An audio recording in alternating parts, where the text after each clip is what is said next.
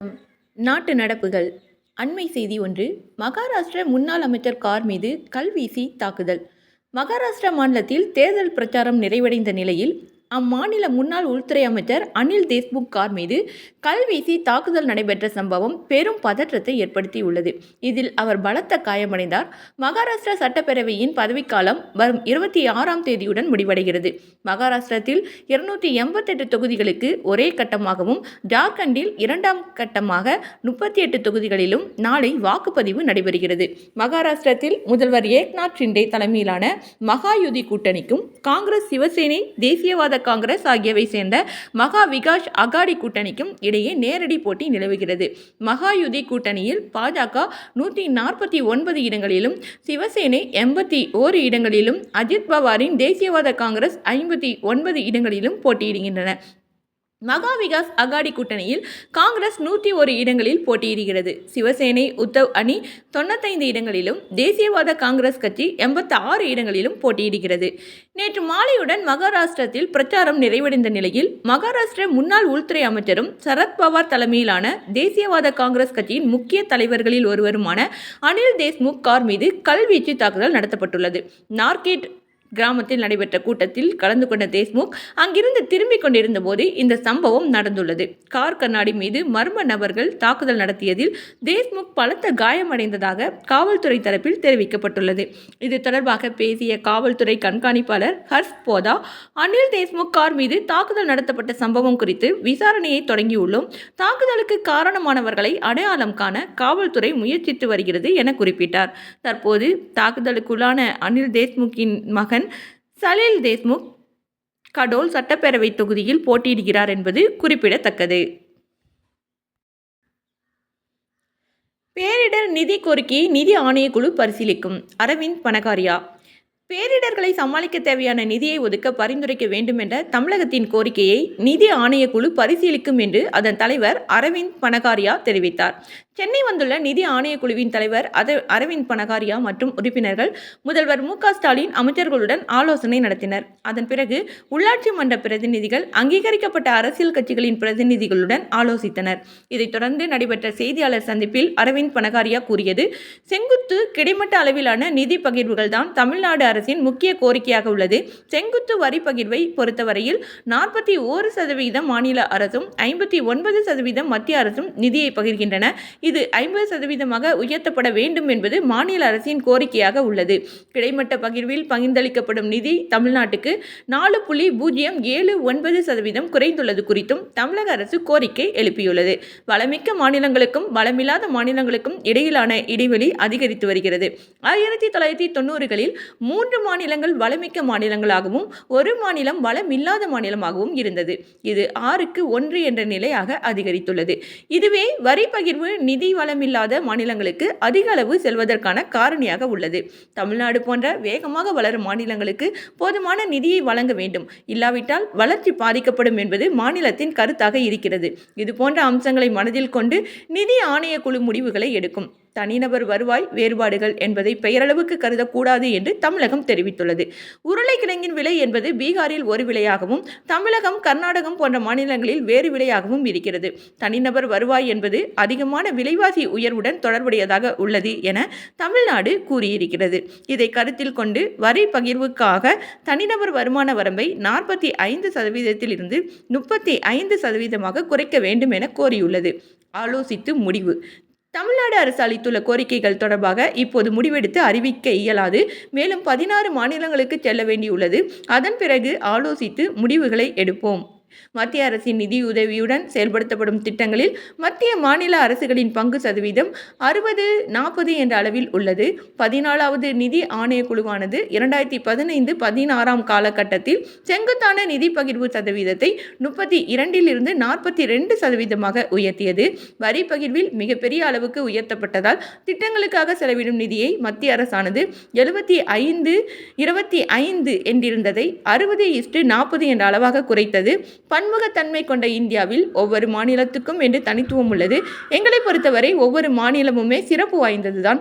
அதற்காக 25 விதமான தனித்துவ அம்சங்களை செயல்படுத்த முடியாது. மாநிலங்களை நாங்கள் தெற்கு வடக்கு என பிரிப்பதில்லை. வேகமாக வளர்ச்சி அடையும் மாநிலங்கள், மெதுவாக வளர்ச்சியை நோக்கி செல்லும் மாநிலங்கள் என்றே வகைப்படுத்துகிறோம். பேரிடர்களை சமாளிக்க நிதி. பேரிடர்கள் குறித்து தமிழ்நாடு கோரிக்கை விடுத்துள்ளது. மாநிலங்களில் ஏற்படும் பேரிடர்களை எதிர்கொள்ள பகுதியளவு மானியங்களை மத்திய அரசு வழங்க 15வது நிதி ஆணையம் வழிவகை செய்துள்ளது. முழுமையான அளவில் நிதி வழங்க வேண்டும் என்று தமிழ்நாடு அரசு கோரிக்கை விடுத்துள்ளது. இதுபோன்ற கோரிக்கைகளை குஜராத், தெலுங்கானா மாநிலங்களும் முன்வைத்துள்ளன. இதுபோன்ற கோரிக்கைகளை நிதி ஆணையக்குழு திறந்த மனதுடன் வரவேற்று எதிர்கொள்கிறது. அதே சமயம் பேரிடர்களை எதிர்கொள்ள தேவையான நிதிக்கு மாற்று வழிகளை நிதி ஆணையக்குழு ஆராயும். பேரிடர் குறியீட்டு வகைக்குள் வராத அம்சங்களை ஆராய்ந்து அவற்றுக்கும் நிதி அளிப்பதற்கான பரிந்துரைகளை ஆராய்வோம் என்றார் அரவிந்த் பனகாரியா. அமித்ஷா மணிப்பூர் முதல்வர் பதவி விலக காங்கிரஸ் வலியுறுத்தல். மணிப்பூரில் மீண்டும் வன்முறை வெடித்துள்ள நிலையில் அதற்கு பொறுப்பேற்று மத்திய உள்துறை அமைச்சர் அமித்ஷா மற்றும் மாநில முதல்வர் என் பிரேன் சிங் பதவி விலக வேண்டும் என்று காங்கிரஸ் திங்கட்கிழமை வலியுறுத்தியது. நாடாளுமன்ற கூட்டத்தொடருக்கு முன்னர் பிரதமர் மோடி மணிப்பூருக்கு சென்று பார்வையிட வேண்டும் எனவும் அந்த கட்சி கேட்டுக்கொண்டது. இது தொடர்பாக டெல்லியில் நடைபெற்ற செய்தியாளர்கள் சந்திப்பில் காங்கிரஸ் பொதுச் செயலாளர் ஜெய்ராம் ரமேஷ் கூறியதாவது: மணிப்பூர் மாநிலம் கடந்த ஆண்டு மே மாதம் முதல் வன்முறையால் பற்றி எரிகிறது. ஆனால் உலகின் அனைத்து நாடுகளுக்கும் சென்று பிரசங்கம் மேற்கொள்ளும் பிரதமர் மோடிக்கு மணிப்பூர் செல்ல நேரம் கிடைக்கவில்லை. நவம்பர் மாத நாடாளுமன்ற கூட்டத்தொடருக்கு முன்னர் அவர் மணிப்பூருக்கு சென்று அங்குள்ள அனைத்து கட்சி பிரமுகர்கள், பொதுப்பணிக்குழுக்கள், மறுவாழ்வு முகாம்கள் மற்றும் பொதுமக்களை சந்திக்க வேண்டும். மணிப்பூருக்கு 2014 ஜூலை 31 முதல் முழுநேர ஆளுநர் இல்லை. இதற்கு முன் பழங்குடியினத்தை சேர்ந்த அனுஷியா உய்கே ஆளுநராக பணியாற்றினார். ஆனால் 18 மாதங்களுக்கு பிறகு அவர் நீக்கப்பட்டார். எனவே உடனடியாக மாநிலத்துக்கு முழுநேர ஆளுநரை நியமிக்க வேண்டும். சட்டம் ஒழுங்கை பாதுகாப்பதிலும் அமைதியை மீட்டெடுப்பதிலும் மணிப்பூரில் ஆளும் இரட்டை என்ஜின் அரசு தோல்வி அடைந்துவிட்டது.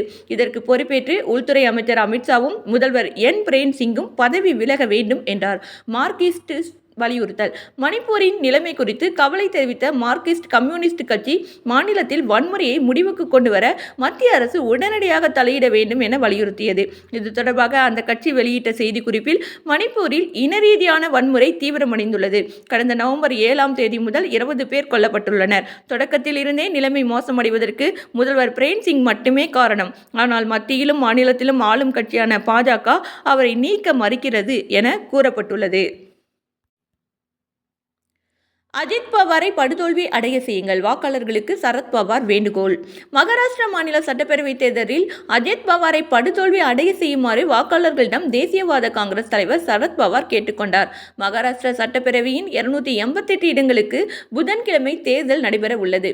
இதையொட்டி சோலாப்பூர் மாவட்டத்தில் ஞாயிற்றுக்கிழமை நடைபெற்ற பொதுக்கூட்டத்தில் அஜித் பவாரின் பெயரை குறிப்பிடாமல் சூசகமாக சரத்பவார் பேசியதாவது: 1980ஆம் ஆண்டு தேசியவாத காங்கிரஸ் 58 இடங்களில் வென்று மாநிலத்தின் எதிர்க்கட்சி தலைவர் பதவியை நான் வகித்தேன். ஆனால் நான் வெளிநாடு சென்று திரும்பிய போது அப்போதைய முதல்வர் AR அந்துலே சில அற்புதங்களை நிகழ்த்தியிருந்தார். தேசியவாத காங்கிரஸ் கட்சியின் 58 எம்எல்ஏக்களில் 52 பேர் கட்சி மாற்றியதுடன் எனது எதிர்க்கட்சி தலைவர் பதவியும் பறிக்கப்பட்டது. அப்போது அவர்களை எதிர்த்து நான் எதுவும் செய்யவில்லை. மக்களை நாடினேன். 3 ஆண்டுகள் கடுமையாக உழைத்தேன். அடுத்த தேர்தலில் கட்சி மாறிய 52 எம்எல்ஏக்களுக்கு எதிராக 52 இளைஞர்களை வேட்பாளர்களாக நிறுத்தினேன். கட்சியை விட்டு வெளியேறிய 52 பேரையும் மகாராஷ்டிரா மக்கள் தோற்கடித்தனர். அதேபோல் இப்போதும் சிலர் துரோகம் செய்து கட்சி மாறியுள்ளனர். அவர்களை வாக்காளர்கள் சாதாரணமாக அல்லாமல் படுதோல்வி அடைய செய்ய வேண்டும் என்றார். சரத்பவாரின் அண்ணன் மகனான அஜித் பவார் சரத்பவார் தலைமையிலான தேசியவாத காங்கிரஸ் கட்சியை உடைத்து பாஜக கூட்டணியில் இணைந்து மகாராஷ்டிரா துணை முதல்வர் பதவியை பெற்றார். கட்சியின் பெரும்பாலான MP MLAக்கள் அஜித் பவார் பக்கம் சென்றதால் அவரது தலைமையிலான பிரிவுக்கு கட்சியின் பெயர் மற்றும் சின்னம் வழங்கப்பட்டது. சரத்பவார் தலைமையிலான தேசியவாத காங்கிரஸ் பிரிவு தனியாக செயல்பட்டு வருகிறது. அஜித் பவார் கடந்த 1991ஆம் ஆண்டு பாராமதி தொகுதி MLAவாக தேர்ந்தெடுக்கப்பட்டார். அதில் இருந்து தோல்வியே காணாமல் தனது பதவியை தக்க வைத்து வருகிறார். தேர்தல் விதிமீறல் புகார் பதிலளிக்க அவகாசம் கோரும் பாஜக காங்கிரஸ். ஜார்க்கண்ட் மகாராஷ்டிரா பேரவைத் தேர்தல்களில் விதியை மீறி செயல்பட்டதாக புகார் அளிக்கப்பட்ட விவகாரத்தில் பதிலளிக்க ஒரு வார கால அவகாசம் வழங்குமாறு இந்திய தேர்தல் ஆணையத்திடம் பாஜக, காங்கிரஸ் ஆகிய இரு கட்சிகளும் கோரியுள்ளன. இரு மாநிலங்களிலும் தேர்தல் விதிகளை மீறி செயல்பட்டதாக இரு கட்சிகளும் தேர்தல் ஆணையத்தில் பரஸ்பரம் புகார் அளித்திருந்தன. இந்த குற்றச்சாட்டுகள் குறித்து திங்கட்கிழமை பிற்பகலுக்குள் பதிலளிக்குமாறு பாஜக தலைவர் ஜே.பி. நட்டா, காங்கிரஸ் தேசிய தலைவர் மல்லிகார்ஜுன கார்கே ஆகியோருக்கு தேர்தல் ஆணையம் கடந்த சனிக்கிழமை கடிதம் அனுப்பியது. இதையடுத்து தற்போது ஒரு வார கால அவகாசம் வழங்குமாறு இரு கட்சிகளும் கேட்டுள்ளன.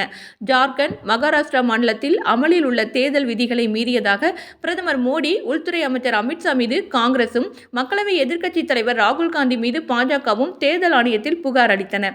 தேர்தல் விதிகள் அமலில் உள்ளதை உறுதிப்படுத்தும் விதமாக நட்சத்திர பேச்சாளர்கள் மற்றும் பிரபலமான தலைவர்களை பிரச்சாரத்துக்கு பயன்படுத்த மக்களவை தேர்தலின் போது வெளியிட்ட நெறிமுறைகளை பின்பற்றி நடக்குமாறு இரு கட்சிகளுக்கும் தேர்தல் ஆணையம் அறிவுறுத்தியுள்ளது. ஜார்க்கண்ட் பேரவைக்கு கடந்த 13ஆம் தேதி முதல்கட்ட தேர்தல் நடைபெற்றது. புதன்கிழமை அந்த மாநிலத்துக்கான 2ஆம் மற்றும் இறுதிக்கட்ட தேர்தலும், மகாராஷ்டிரா பேரவைக்கான ஒரே கட்ட தேர்தலும் நடைபெற உள்ளது. ஆரம்ப சுகாதார நிலையங்களில் கண்காணிப்பு கேமரா, மருத்துவர்கள் பணியில் இருப்பதை உறுதி செய்ய நடவடிக்கை. தமிழகம் முழுவதும் உள்ள அரசு ஆரம்ப சுகாதார நிலையங்களில் மருத்துவர்கள் அறை மற்றும் நுழைவாயில்களில் கண்காணிப்பு கேமரா பொருத்தும் பணிகள் தீவிரமாக மேற்கொள்ளப்பட்டு வருகிறது. இதன் மூலம் மருத்துவ பணியிடங்களின் பாதுகாப்பையும், மருத்துவர்கள் முறையாக பணியாற்றுவதையும் உறுதி செய்ய முடியும் என்று பொது சுகாதாரத்துறை அதிகாரிகள் தெரிவித்துள்ளனர். மாநிலம் முழுவதும் தற்போது 2286 அரசு ஆரம்ப சுகாதார நிலையங்கள் உள்ளன. இங்கு பணியாற்றும் மருத்துவர்கள் காலை 8 மணி முதல் மாலை 4 மணி வரை பணியில் இருக்க வேண்டும் என்பது விதி. இதேபோன்று கால் டியூட்டி எனப்படும் மருத்துவ அவசர தேவைக்கு அழைக்கும் போது உடனடியாக வந்து பணியாற்றுவதும் கட்டாயமாக்கப்பட்டுள்ளது. இதற்கு முன்பு இதைவிட 1 மணி நேரம் பணிக்காலம் குறைவாக இருந்ததால் தற்போதைய புதிய விதிகளுக்கு அரசு மருத்துவர்கள் எதிர்ப்பு தெரிவித்து வருகின்றனர். மற்றொருபுறம் பல்வேறு ஆரம்ப சுகாதார நிலையங்களில் மருத்துவர்கள் உரிய நேரத்துக்கு பணிக்கு வருவதில்லை என குற்றச்சாட்டு முன்வைக்கப்படுகிறது.